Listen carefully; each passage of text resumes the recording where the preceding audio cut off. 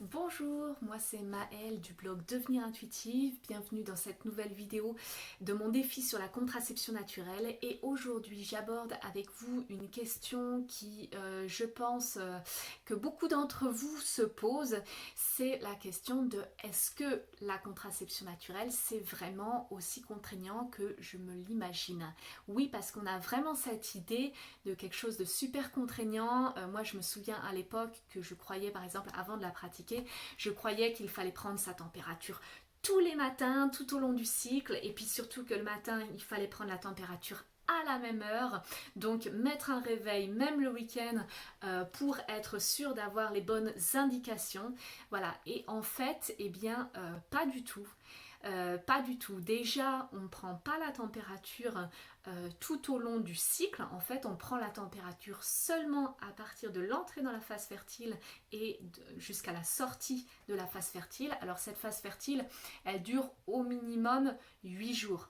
Voilà, et après, en effet, au début des observations, comme on n'a pas beaucoup d'historique sur les cycles précédents, pas suffisamment d'observations en tout cas sur la manière dont ça se passait, tant qu'on n'a pas commencé la contraception naturelle, eh bien c'est vrai qu'on entre assez tôt dans la phase fertile et il suffit d'avoir un cycle un peu long pour que ça dure peut-être 15 jours, 10 jours, 15 jours. Voilà, en effet, c'est des choses qui peuvent arriver au début de l'observation. Donc, ça fait, certes, ça fait presque la moitié du cycle qui est observé comme ça tous les jours avec une prise de température. Petit à petit, plus on a en fait de connaissances sur les cycles précédents, plus on peut réduire cette fenêtre en étant sûr qu'on ne prend pas de risque. Et en général, on arrive à un ratio de finalement un tiers du cycle où on observe la température et puis deux tiers où on n'a pas besoin d'observer la température. Voilà, donc l'observation de la température, c'est vraiment juste à un moment particulier du cycle. Et une autre information, c'est que non, on n'a pas besoin de prendre la température tous les matins à la même heure. Certes, c'est tous les matins au réveil, mais si le week-end on dort une heure ou 2 heures de plus, et c'est ok tant qu'on la prend au réveil, ça fonctionne. Voilà. Donc ça, c'est quand même une information super importante. Après, deuxième information, enfin deuxième élément qui peut être considéré comme contraignant, c'est que oui, bien sûr, pendant cette phase de fertilité, eh bien du coup, ça veut dire que soit on utilise un préservatif, soit on a d'autres pratiques, mais pas de pénétration vaginale, en tout cas à ce moment-là, sans préservatif. Donc oui, bien sûr, c'est une contrainte par rapport à une femme, par exemple, qui aurait un stérilet et qui peut avoir des rapports non protégés à tous les moments de son cycle.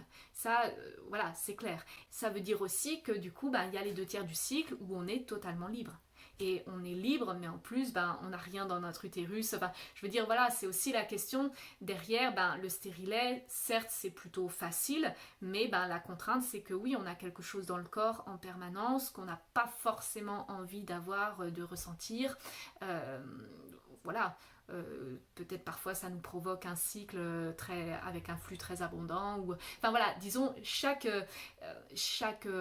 méthode de contraception a ses contraintes, c'est sûr, mais après, voilà, je trouve, moi personnellement, en tout cas, qu'en termes de bénéfices en termes de connaissance de soi, de reconnexion à soi, je trouve que c'est carrément supérieur, enfin bien supérieur aux contraintes derrière, d'autant que vraiment, je vous le dis, moi je m'étais imaginé que les contraintes étaient beaucoup plus importantes que ce dont je me suis rendu compte par la suite.